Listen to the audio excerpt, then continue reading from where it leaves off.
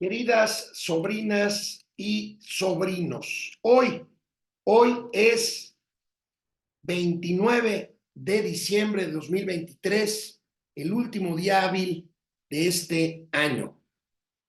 Hoy termina un muy intenso y difícil 2023 y con él termina el año número 5 de presencia de sus amigos, los tíos financieros, con esta maravillosa aventura que inició como Momento Financiero hace 5 años y que hoy termina un año más gracias a ustedes. Lo único que tenemos que decirles es gracias. Muchas gracias y desearles lo mejor para el año que iniciará el próximo lunes. Nosotros esperemos estar de nuevo con ustedes el martes 2 de enero con un nuevo año, un año complicado, un año lleno de retos, un año de definiciones, un año de definiciones que pasarán por las urnas, un año en que hay de dos sopas, sobrinas, sobrinos. Una, la continuidad de un modelo que se dijo transformador, que ha sido destructor, ahorita vamos a revisar las cifras, y que no ha cumplido lo que prometió y lo que lo llevó al poder, y otra, una opción que sea lo que sea, piénsese lo que se piense, es la opción de el cambio de rumbo. No, como quieren decir la narrativa oficialista, de regresar a lo mismo de antes, porque no lo será más, porque no puede ser así. Es simplemente cambiar el rumbo de algo que, de acuerdo a la línea editorial de este programa, no ha funcionado y a las pruebas nos remitimos. Por eso, hoy, último programa de los tíos financieros de 2023, voy a hacer una revisión de las cifras en materia fundamentalmente económicas y financieras del 2023, pero también vamos a revisar otros indicadores que tienen incidencia, por supuesto, en la marcha económica de México. Así, bueno, vamos a revisar las principales cifras económicas del año, pero primero, antes de ir con un estudio que ahorita les platico quién hizo, quiero decirles algo. Quiero decirles que, si ustedes se fijan, cuando el presidente López Obrador impulsó la candidatura de Samuel García por Movimiento Ciudadano, habló mucho el mismo presidente de las clases medias. Claro, las clases medias que su discurso ha despreciado durante 5 años. Las clases medias que tratamos de salir adelante. Las clases medias que somos aspiracionistas. Las clases medias que no esperamos dádivas, sino salir adelante con base en nuestro trabajo. Aquí la primera gráfica que les presento. Estos 5 años de la 4T han significado una reducción de la clase media mexicana. ¿Por qué? Porque es el resultado de las políticas emprendidas por este gobierno. En 2010 había 39.200.000 personas ubicadas en la clase media. Hoy hay 2 millones de personas menos, y no personas que pasaron a un nivel superior, no, personas que bajaron de nivel socioeconómico. 2 millones de personas. En cuanto a hogares, en 2010 había 42.400.000 hogares en la clase media. Hoy hay 200.000 hogares menos. Si lo medimos en este sexenio, pues los hogares han pasado de 46 millones a 42 millones en números redondos. Personas de 42 millones a 37 millones. O sea, 5 millones de personas menos en este sexenio en la clase media. Esto puede ser un primer indicador a revisión, no nada más de este año, también de el total de los 5 años que llevamos de este gobierno de la 4T. Bueno, vamos a revisar a continuación cifras proveídas por Integralia, un grupo consultor encabezado por Luis Carlos Ugalde, a quien le agradecemos estas gráficas, y a Carlos Ramírez, el economista en jefe justamente de esta consultoría Integralia. Y vamos viendo los detalles de la información de este año del último año del penúltimo año del gobierno de López Obrador. Y aquí tenemos tasa de desocupación. Tasa de desocupación, bueno, pues estamos viendo una variación en estos 5 años de 700 de 0.7 puntos porcentuales, de 3.36 a 2.6% la tasa de ocupación. Ciertamente ha bajado la desocupación. Aquí hay que decir que pues los peros, ¿no? Esto es mayormente informal. Ahora, esto era desde antes de la 4T, sin duda. Esto no ha sido un tema de la 4T. La informalidad en la economía mexicana es un problema estructural que no es ocasionado por esta administración. La población económicamente activa ha subido en los 5 años 9.6% de 55 a 60 millones de personas. Puestos de trabajo, ya lo hemos dicho, 11% arriba, muy por debajo de la necesidad de crear 1.200.000 empleos por año. Se han creado apenas 2 millones de empleos en los 5 años, contando la pandemia, sin duda alguna. Bueno, salario mínimo, esto es quienes defienden a la 4T, yo puedo reconocer que es un buen indicador, me parece, y ya lo hemos analizado aquí con los tíos financieros, que se diluyen otras cosas, pero bueno, el salario mínimo se incrementó 93% en lo que va del gobierno, por lo tanto aumentó la masa salarial 29% y, muy importante, la productividad laboral, y aquí pues otra vez, horas nalga, baja 5 puntos porcentuales la productividad laboral, que es la capacidad por hora de producir bienes y por lo tanto, o servicios y por lo tanto riqueza. Vamos viendo, pobreza laboral, la pobreza laboral como porcentaje de la población en 2018 era de 40%, ahorita bajó a 37.3%, casi 3 puntos porcentuales menos, y esto por el tema de las transferencias sociales. El tamaño real del PIB ha crecido 4%, pero es menos del 1% anual en contra del 2% que se registraba en años anteriores y muy por debajo de los 6 puntos de crecimiento anual que prometió el presidente López Obrador. Y lo que hemos dicho, el Producto Interno Bruto per cápita, que es la comparación pues que se debe de hacer porque pues la población no deja de crecer. Entonces, uno puede presumir este 4% en los 5 años, pero la población ha crecido y por lo tanto, pues el Producto Interno Bruto per cápita es menor que en el 2018, lo cual nos hace concluir que la economía como porcentaje o como proporción a la población es más chica que hace 5 años. La tasa de inflación, bueno, la tasa de inflación ha pasado de 4.9, tuvo un pico impresionante que llegó hasta más de 8 puntos, a 4.26 con que vamos a cerrar el año, 4.1, 4.2. La tasa de inflación anual está en 5.5% en promedio, la tasa objetivo anda por 3 puntos, bueno, la tasa objetivo pues todavía estamos bastante lejos, las reservas internacionales del Banco de México han crecido 18.7%, no se han tocado estas reservas, cosa que es una buena noticia, y este SHRFCP es la medición de la deuda, y bueno, pues la deuda se ha incrementado, aunque digan que no, casi 3 puntos porcentuales. Ya hemos dicho que en términos nominales la deuda ha pasado de 10 a 16 billones de pesos. Los ingresos fiscales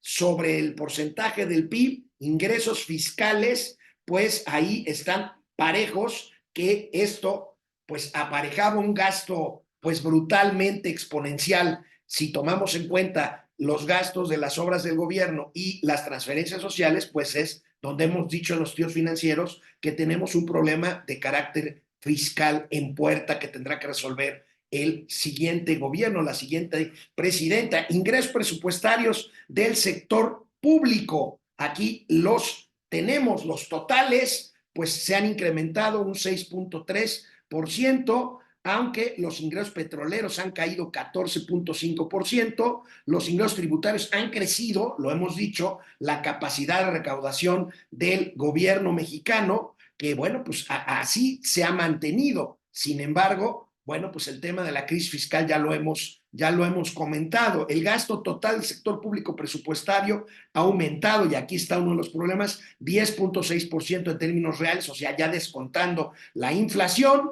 Y bueno, pues las participaciones han aumentado 6.7%, las participaciones de la Secretaría de Hacienda al resto de la Federación, al resto de los países. Y bueno, pues aquí otro de los problemas, 10% menos en la producción de barriles de petróleo, que no depende la economía de eso, pero que sí ha sido un causante de menores ingresos.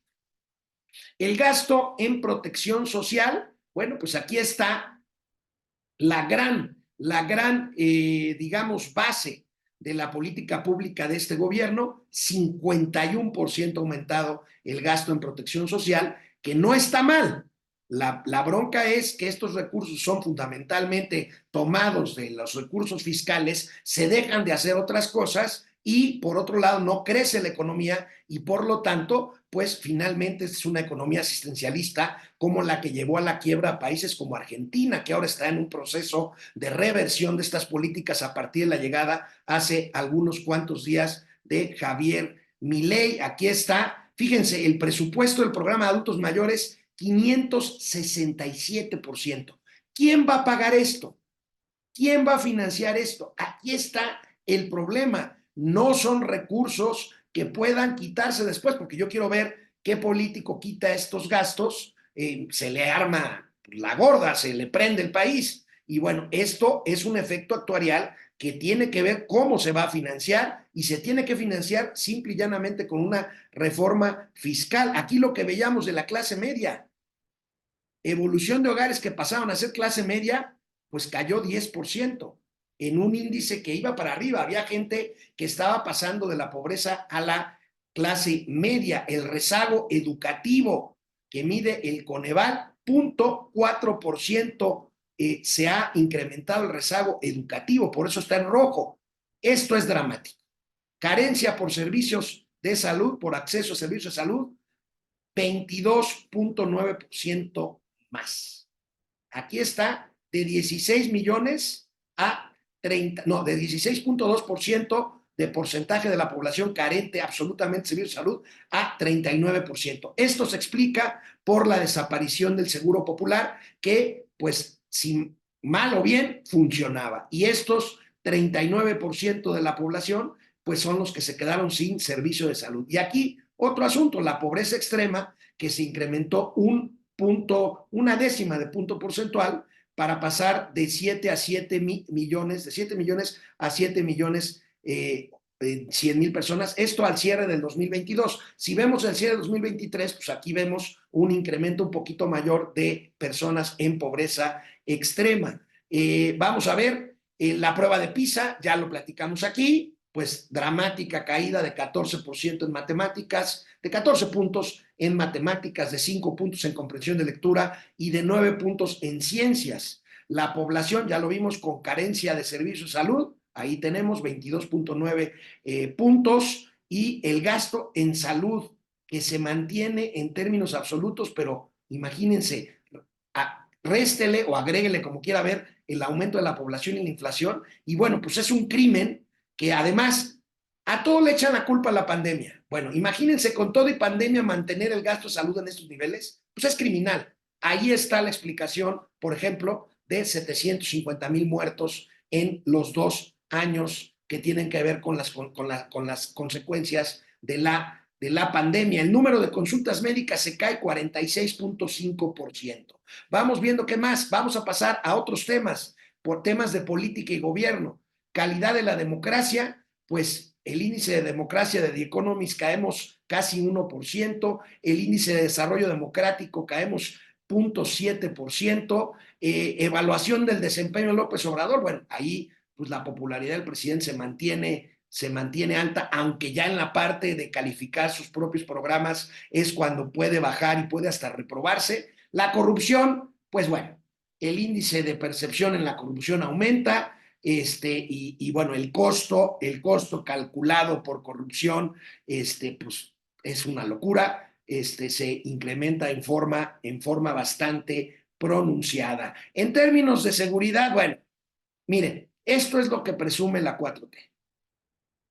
15% de reducción como promedio con la última base de 2018. Sí, lo malo es que llegamos a la punta y si vemos el índice total de homicidios dolosos, pues tenemos el sexenio más violento de la historia, que va a cerrar el año que entra con 200,000 muertos por esto. La extorsión se ha incrementado un 56%, el narcomenudeo un 48% y los robos totales, pues registran una disminución, hay que decirlo, de 31,5%. El índice de impunidad, bueno, pues ya, ni qué le decimos. El índice de impunidad ha incrementado 3,3%, Estado de Derecho, pues negativo 6,7%, y el número de personas desaparecidas, aquí hay un gran debate, porque pues el número de personas desaparecidas ha aumentado 50%, tanto que el presidente ha ordenado un nuevo censo que muchos interpretamos como que quieren maquillar las cifras de desaparecidos, por lo cual renunció la presidenta de la Comisión precisamente de Búsqueda de Desaparecidos del gobierno mexicano. Bueno, total, esta es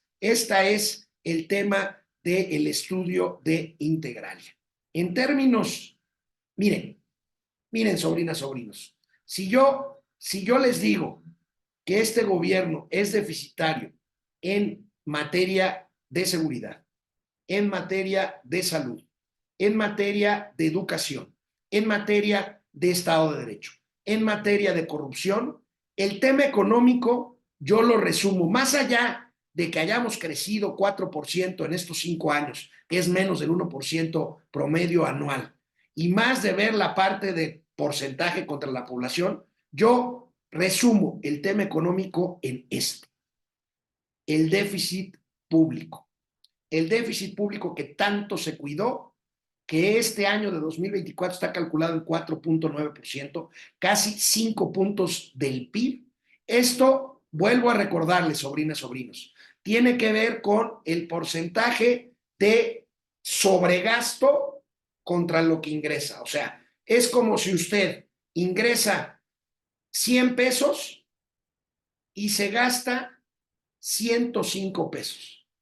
Esos 5 pesos de más, usted los contrata como deuda. Esos los va a deber y en algún momento los va a tener que pagar usted o sus hijos.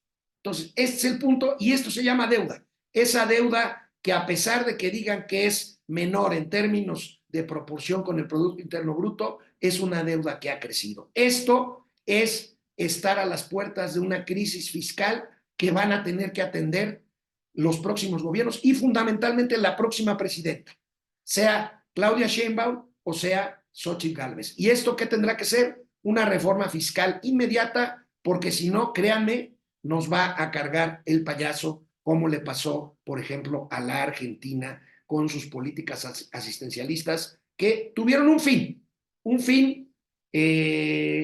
político, un fin populista y que ya no pudieron sostenerse y que ahora tienen la Argentina en medio de un programa, programa de choque económico, como la solución a estas décadas de gasto excesivo en materia de asistencia social y subsidios.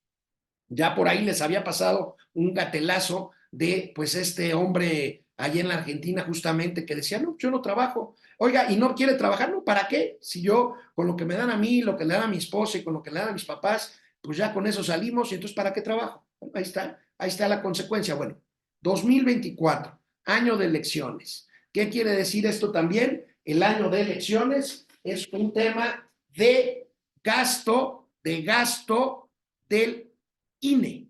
Y aquí tenemos lo que se va a gastar el INE, que bueno, aquí podemos entrar en discusiones si es muy cara la democracia mexicana o no lo es.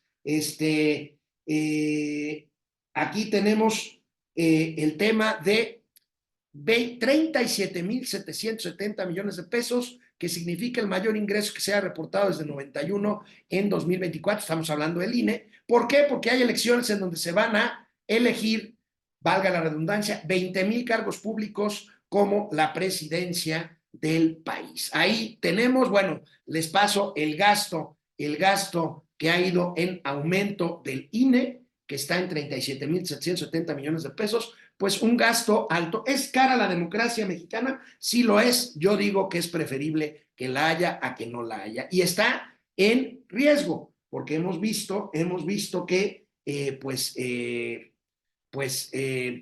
visto este tema de la ofensiva del presidente López Obrador y la 4T en contra del INE y de todo lo que sean organismos autónomos. Bueno, pues ahí está este balance rápido que les hago para cerrar el año, Bueno, y para cerrar el año, pues también les tengo gatelazos estelares. En primer lugar, pues les tengo los gatelazos del año. Hay tres ganadores, hay un triple empate en el primer lugar de los gatelazos del año. El primero, la maestra aquella de apellido Prieto que quiso justificar la estupidez de los libros de texto y la nueva educación mexicana, esa que desdeña la calidad, esa que desdeña la competencia, esa que desdeña la excelencia y el aspiracionismo académico, esa que dice que mejor todos iguales en la jodidez. Este es uno de los tres ganadores del gatelazo del año. ¿Se acuerdan? Aquellas conferencias de prensa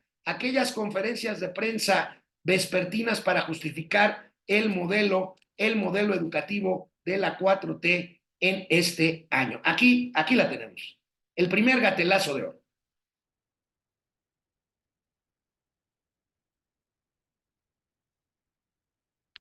No, no es eso, ¿sí? Ahora el asunto es todos somos uno para todos y todos para todos. Entrar en pensar no es el individualismo de yo aquí y yo sí sé y yo me saco 10 y tú te sacaste 5, lero, yo sí voy a ser exitoso. No es eso, ¿sí? Ahora el asunto es todos somos uno para todos. ¿Se acuerdan? Ahí está el primer lugar de gatelazo de año. Pero bueno, insisto, tenemos un empate. Comparte el lugar de honor el presidente de la República, que aquí no tiene audio, pero con sus mentiras y sus cifras, con esto que les voy a mostrar, pues la verdad es que se dice todo. Dice más una imagen que 1000 palabras, dice por ahí. Aquí tenemos al presidente.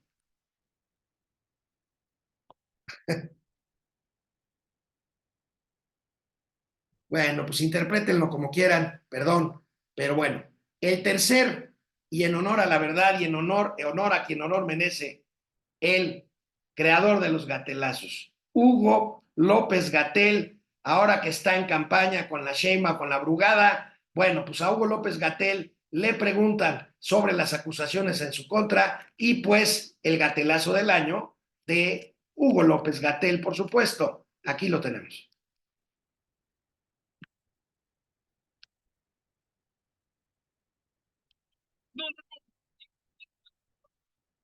Se ha hablado de algunas denuncias, hay mucha politiquería y mucha propaganda de quien sabemos que viene, de los grupos conservadores que perdieron privilegios, que perdieron el control del poder público y hoy están muy enojados porque la administración sigue adelante y se vuelve cada vez más grande.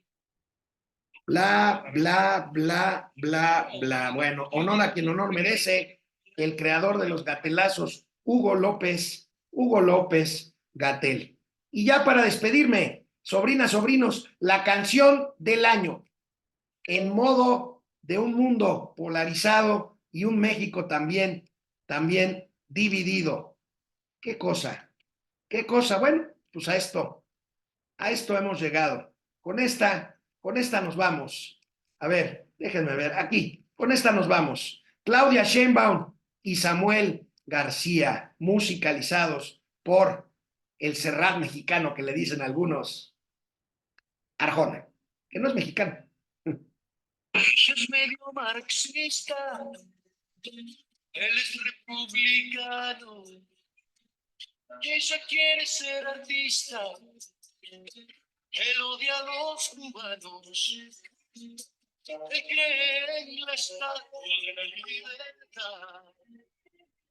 Si ella estuviera en la soledad,